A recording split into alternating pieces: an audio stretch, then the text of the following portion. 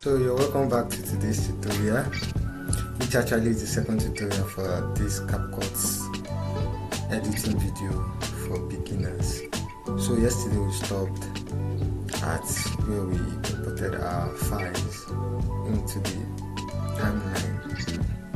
So today I'll be taking you through some of the functions, some of the things you need to know, how to use some tools, because it's very important you know how to use tools.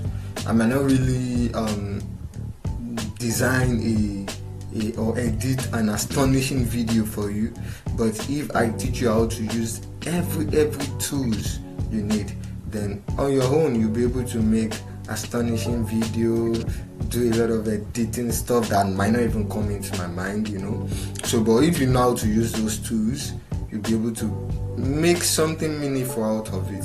So that's my point. So let's get it started without any further ado.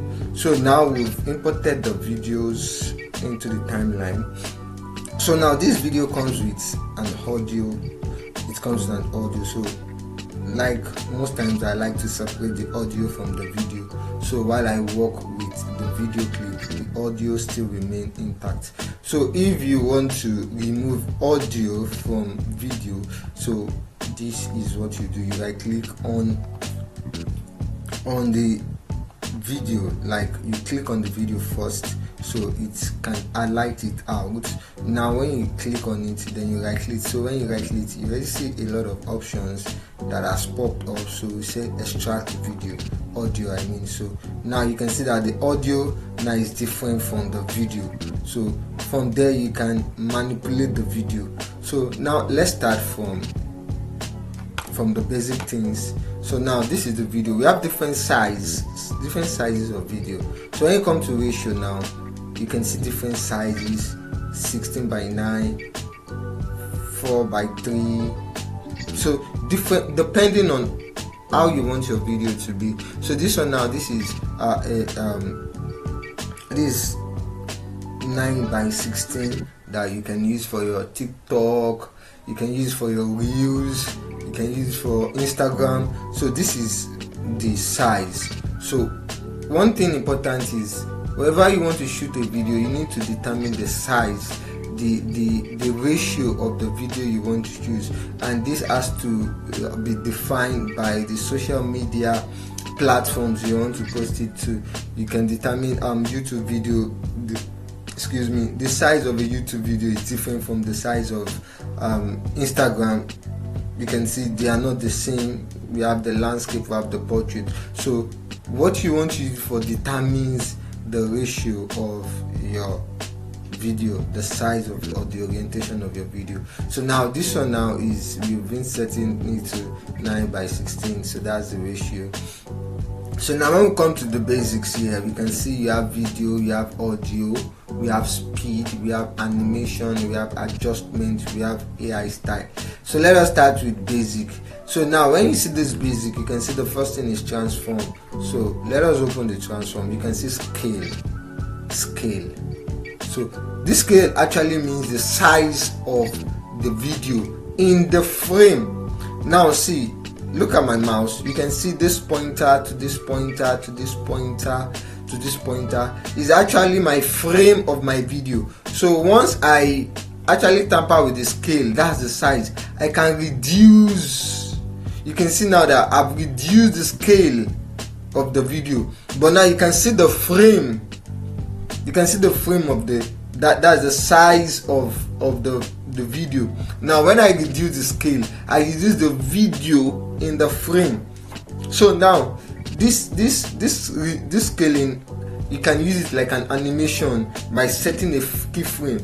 If you have ever worked on animation or anything animation before, you understand what they call keyframing. Keyframings are what you use to animate. So now with reducing this size, now you can keyframe. You can keyframe it. So let's keyframe this size. You can see now it has reduced to 44. So let's keyframe it. Clicking here means keyframing. So when you keyframe it like this, then you can now adjust the timeline. you can adjust the timeline to, okay, let's leave it here. Now increase the scale. See now that we've framed this. So the first one, the scale was in 44%. Now when the keyframe was 44%, the video was in the beginning. That's the starting of the video. So now after we have moved the video, we've played the video to some minutes or some seconds, and now increase the scale to 105%. So that is what's keyframing. So let us play it now so you can see the function of the scale with the keyframing to it. So when you do it, you can see how, and you can see what will happen. Now look at what will happen. You can see now the size of the video keeps increasing and increasing until it matches. So we started this year with the podcast. So that is the usefulness of the scale. So you can see some editing when you are using what's it called, CapCut mobile. So that is a effect in CapCut phone, when you're using CapCut application on the phone. So what I did now was just an effect in it. So I also have the effect here, but to know it and to have the basic understanding, to be able to manipulate it to do some other things, that is exactly what I just taught you here. So now when you see it now, you can see. So if you want to increase the timeline, you want to increase it to see very well, this is where you do that. So once you press here, you want to zoom, yes, you want to zoom. You can see now, I've zoomed it. So look at it now, see the keyframing, see this white here, this white this thing here is the keyframing. So now when we bring it back to the beginning of the video, you can see the other one. The other one is at the beginning here. You might not really see it, but it's there. So the keyframing is there. So when you click here and you click the video, you see the progression of the scale. Now you can see the scale now is 50, whereas we start from 40. You can see 44, you can see it. So that is what we call keyframing. And that thing again is, okay, let me assume now that I want to import a video to put it on the ground, like an overlay. Let me say a picture. So let's add a picture to it. Let's add a picture. Let's add a picture. So this is a picture already. So I already import a picture, but the picture is not the same size as the presentation. That means you need to still adjust it. Let's add a picture. Now you can see now that the picture now assume the size of our initial frame. You can understand it. The picture assume the size of our initial frame. So now I want to make it overlay that as the picture is zooming forward, there will be a background picture in it. So what you do is you bring this, you click on this picture, you drag it up. So you drag it down.